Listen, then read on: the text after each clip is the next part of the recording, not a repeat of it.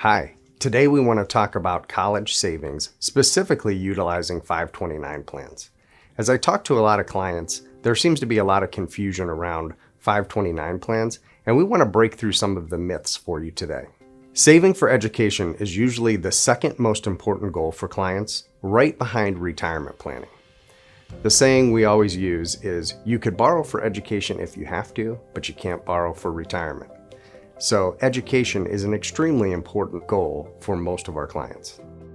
You can see here on this chart the difference of waiting until a child is 5 years old instead of starting when they are a newborn.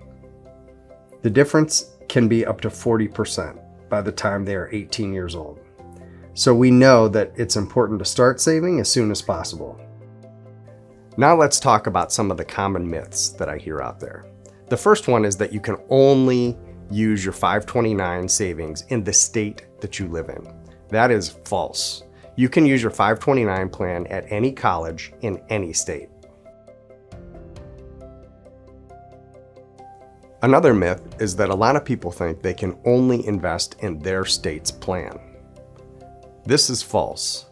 The reality is that you can invest in any state's 529 plan. The important thing to remember is you may only be able to deduct taxes if it's your home state or your state of residence plan. Another myth is 529 plans can only be used at the schools in that plan state. That is also false. You can use a 529 plan to go to college in any state that you choose, even if it's not the state that you are residents of. Another myth is that you might make too much money or too little money to qualify for a 529 plan. This again is false. There are no income limitations on 529 plans. You can make as much or as little, and it has no impact on who is eligible to participate in contributing to a 529 plan. Another myth is that if your child decides not to go to college, that you'll lose all the assets in the accounts. That's false. 529 plans offer more flexibility than you think. Assets can be used for any higher education purposes, not just for four-year degrees, vocational schools, or any other type of training.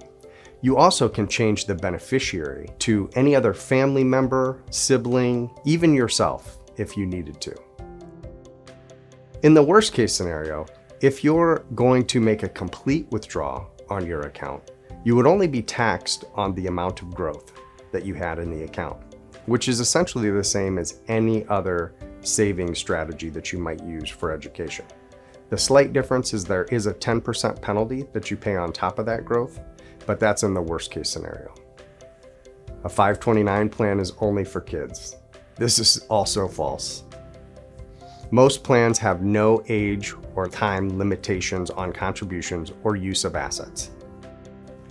You can only use a 529 plan to pay for tuition. This is false as well. 529 plan assets can be used to pay not only for tuition, but room and board, books, computers, dorm room decorating. There's a lot of flexibility that you can have in terms of what you can use your 529 qualified plan assets for. A lot of times I hear from clients that they're worried that the 529 plans might impact their ability to get financial aid for college. The reality is that this is not true. 529 plan assets usually only account for about 5% of what most colleges use for financial aid calculations. Another common myth is, if a child receives a scholarship, will the parents lose the money they put in the account? If a child receives a scholarship, the account owner will get all of their money back, no penalty at all. Is it better to save using an UTMA or UGMA account? In our opinion, no. UTMA and UGMA accounts are actually assets of the beneficiary once they reach age of majority.